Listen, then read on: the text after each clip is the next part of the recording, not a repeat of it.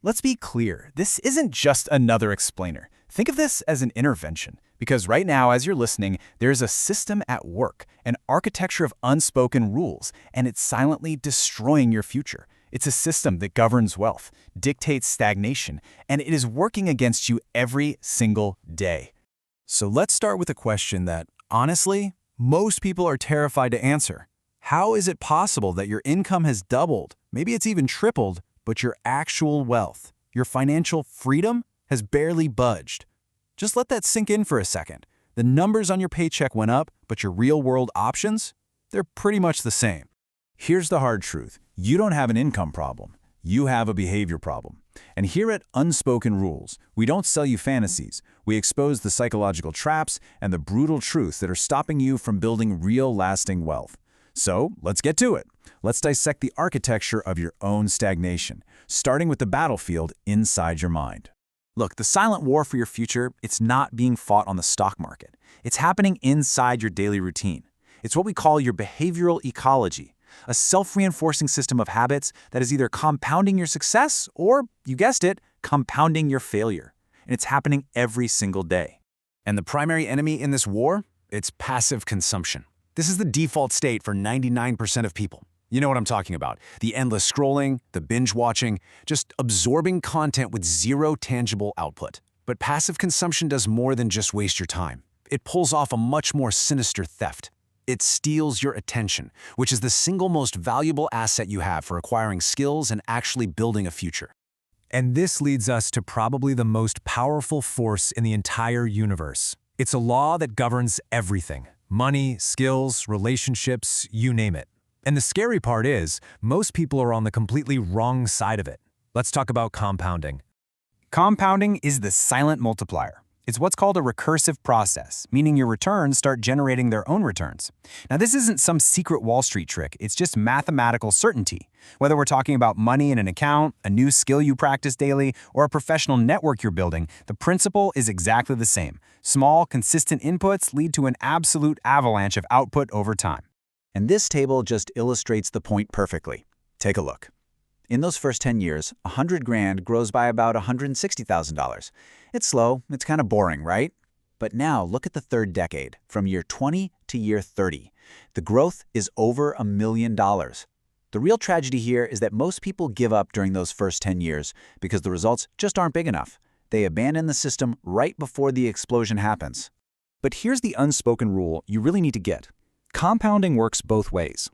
When you choose stagnation, when you stop learning, when you stop growing, you're not just standing still. No, you are actively engaging in negative compounding. The gap between your skills and what the market actually demands widens every single day. In today's economy, standing still is the exact same thing as actively moving backward. It is a state of active decay. So why is it so damn hard to stay on the right side of that compounding curve? Well, it's because the real fight isn't against the economy.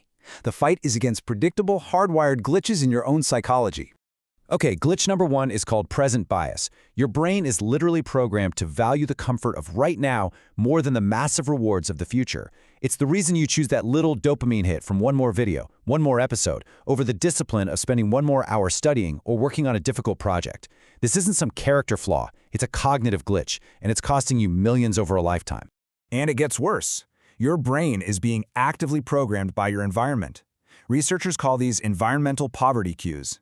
This means that even just the perception of scarcity around you can trigger impulsive, short-term thinking.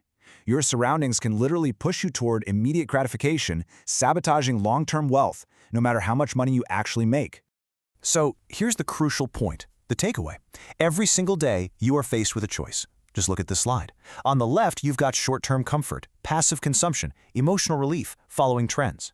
That's the path of stagnation. And on the right, you've got long-term growth, active skill investment, strategic networking, building systems. That's the path to exponential success. And let me be clear, there is no middle ground. Now, for those of you with high incomes, listen up. Don't you dare get comfortable. Your big salary is often the most effective mask for wealth-destroying behaviors. You think you're safe, but really, you're just funding a more expensive set of bad habits.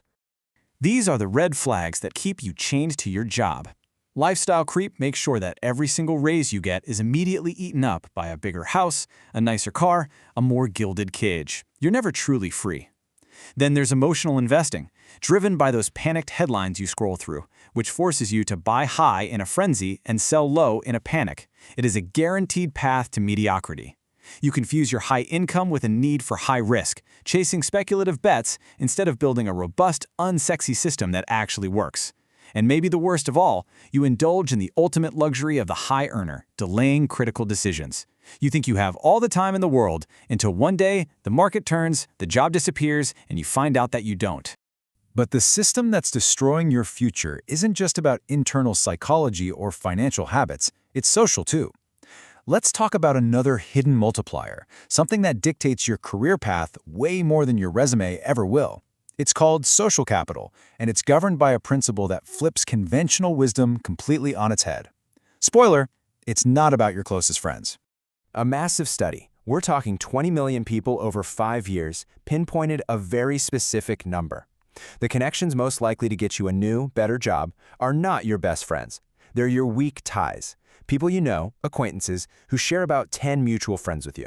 This isn't art, this is science. And this slide right here shows you exactly why.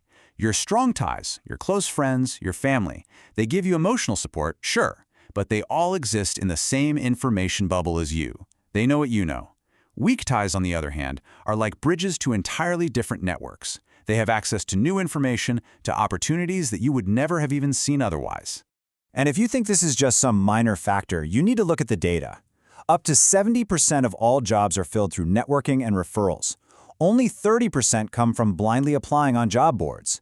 So if your whole strategy is just to polish your resume and click apply, you are playing a losing game. That is a mathematical fact. Okay, so we've diagnosed the problem. We've looked at the system, the psychology, the math, but a diagnosis is useless without a cure. The solution is to stop being a victim of your behavioral ecology and start becoming its architect, and that requires a fundamental redesign of your thinking. Now, these are not tips. These are identity-level shifts. Step 1, go from consumer to creator. You have to stop being a passive recipient of the world and start producing tangible value. Step 2, from hours to value. Your income is no longer tied to a clock. It's tied to the results you deliver. Step 3, from job security to career optionality. You stop looking for a safe job. You start building a set of skills so powerful that you have the freedom to choose your own path. Step 4, from employee to owner of your own income architecture. You stop being a cog in someone else's machine, and you start designing your own system for generating wealth. And finally, Step 5, you shift from a mindset of scarcity to one of abundance. You see opportunities, not obstacles. Every one of these builds on the last, compounding your potential for success. So here it is, the final unavoidable truth. The math of compounding is relentless. The psychological glitches that betray you are predictable. None of this is a secret. It's an unspoken rule that the successful have understood for centuries. The only question that really matters now is, what are you going to do about it? The choice to live in ignorance, to let your future be quietly destroyed by passive consumption and short-term thinking, that choice is always there. Or you can commit to seeing reality as it truly is. You can hit that subscribe button, ring the bell for notifications, and join a community that is dedicated to mastering the unspoken rules of success. Comment below with the one habit you are going to eliminate starting today. Like this video as your first act of conscious choice. The system is set. Now, it's your move.